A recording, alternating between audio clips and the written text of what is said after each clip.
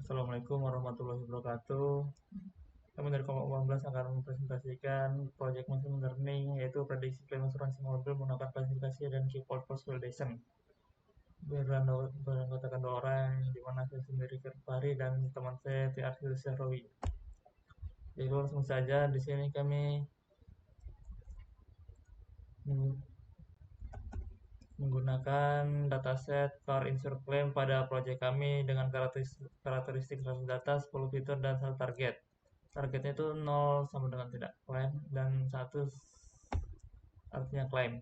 Dan di sini algoritma yang kami gunakan itu adalah logistic regression, random forest, dan naive bayes. Dan metodologi yang kami gunakan itu ada data acquisition, processing, feature engineering, data splitting, dan modeling and keyword, Apple parameter, dan tuning. Yang ketujuh ada final evaluation. Baiklah, langsung saja ke project yang kami bikin. Di sini ada import library download data. Di sini kami menunjukkan data yang sangat unik, yaitu XML dengan hanya memiliki 100 sampel observasi dari informasi awal. Dan selanjutnya ada data pre-processing. Untuk data kecil membuat teks menjadi angka menggunakan hot encoding jauh lebih daripada label encoder karena tidak menciptakan kasta urutan. Mengapa kami menggunakan encoding dan bukan label encoder biasa? Pada data asuransi ini banyak kolom teks bersifat nominal, contohnya jenis kendaraan.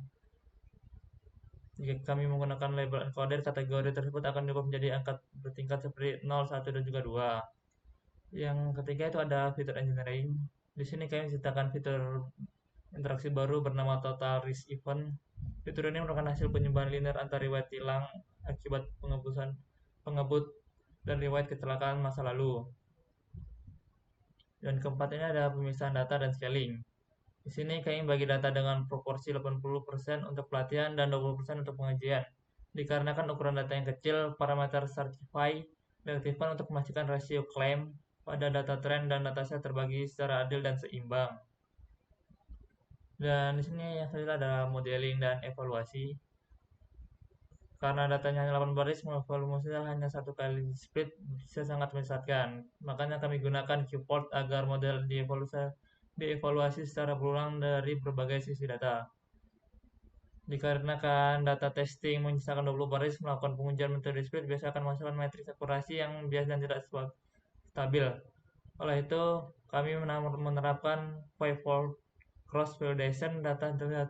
Data latih dipecah menjadi 5 lipatan, diuji secara berulang secara bergantian, dan kami menambahkan model naive bayes sebagai pembanding, berbagai dengan model kompleks kelas random forest yang membutuhkan ribuan data optimal. Baiklah, sampai situ saja penjelasan saya. Penjelasannya akan dilanjutkan oleh teman saya, yaitu T. Arsil. Pada T. Arsil, silakan. Assalamualaikum warahmatullahi wabarakatuh. Nama saya TR Syahrawi dengan NPM 233510681. Di sini saya akan melanjutkan presentasi dari teman saya, yaitu modeling dan evaluasi menggunakan Kafol Cross Validation. Nah, di sini karena datanya hanya 100 dan 80 itu dipakai untuk data training, kami menggunakan Kafol Cross Validation dengan K-nya sama dengan 5 agar model dievaluasi secara berulang dari berbagai sisi data. Nah, di sini ada 3 model atau 3 algoritma yang kami gunakan, yaitu logistic regression, random forest, dan naive bayes. Nah, di sini bisa dilihat untuk hasil akurasinya ada logistic regression dengan 73%, random forest dengan 65%, dan naive bayes dengan 73%. Tetapi di sini bisa dilihat kalau logistic regression itu mendapatkan hasil yang lebih stabil. Kenapa random forest mendapatkan hasil akurasi yang lebih rendah daripada kedua algoritma atau model ini? Yaitu karena random forest itu menggunakan data yang sangat besar atau sangat banyak untuk mendapatkan hasil yang lebih bagus. Contohnya ribuan data atau belasan ribu data untuk mendapatkan hasil yang lebih bagus. Nah, di sini kami melakukan hyperparameter tuning untuk algoritma random forest menggunakan Gritser CV dengan CV-nya sama dengan 5. Nah, di sini ada parameter terbaik untuk random forest, yaitu kedalaman maksimal ada 5, minimal sampelnya 2, dan n estimatornya 200. Lalu kita tuning di sini dan mendapatkan hasil akurasi 0,7 atau 70% dibandingkan dengan sebelumnya mendapatkan akurasi 65%. Berarti dia meningkat sedikit setelah dituning.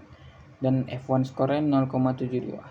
Lalu di sini ada confusion matrix-nya. Dari 20 data itu dia menebak 14 benar dan 6-nya salah tebak. Nah, di antaranya ada 8 dia menebak benar atau true positif, dan 6 dia false negatif, dan ada 4 dia false positif, dan ada 2 true negatif. Nah, lalu masuk ke yang terakhir, yaitu fitur terpenting. Di sini ada 2 fitur yang paling penting, yaitu speeding violation dan total risk event. Nah, total risk event ini tadi disebutkan oleh teman saya, yaitu gabungan dari speeding violation dan past incident atau insiden yang pernah dia lalui. Nah, secara bisnis asuransi hal ini sangat logis karena perilaku ugal-ugalan saat mengemudi merupakan prediktor jangka pendek yang paling agresif memicu kecelakaan fatal dan klaim biaya kerugian. Nah, biasanya kalau di bisnis asuransinya ada 2 faktor, yaitu faktor statis dan faktor dinamis. Faktor statis itu ada umur dan pendapatan. Faktor dinamis itu ya seperti ini, speeding violation atau ugal-ugalan, dan past incident atau total risk event, gabungan speeding violation dan past incident tadi.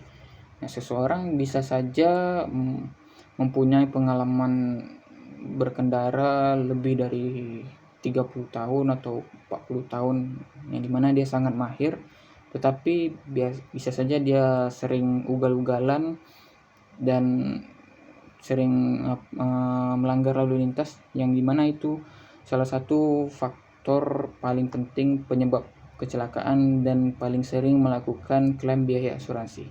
Maka dari itu model kami menempatkan bahwa speeding violation dan total risk event sebagai faktor terpenting dalam klaim asuransi ini. Nah, baiklah, itu saja dari saya. Sekian dari kelompok kami. Assalamualaikum warahmatullahi wabarakatuh.